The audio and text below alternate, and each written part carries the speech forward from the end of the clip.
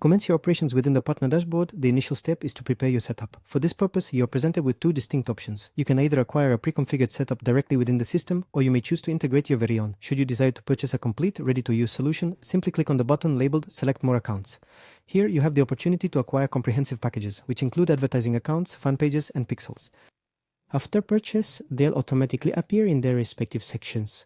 Add accounts, fan pages, pixels, and you can immediately start working with them. The second option is to add your own setup. To do this, enter the setup name, add the token, and perform synchronization. After that, in the campaign section, you'll be able to see all your advertising campaigns. You also have the option to connect a tracker. To do this, you will need to specify the tracker's URL and API key. Following the next synchronization, the system will commence displaying statistics from both Facebook and your personal tracker. All additional tracker settings can be found within the profile section.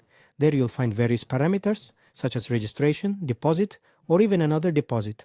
Once you have everything configured, the system will require a short amount of time to fully synchronize. After this, you will see campaigns from your personal setup, as well as those you've acquired in the partner's account.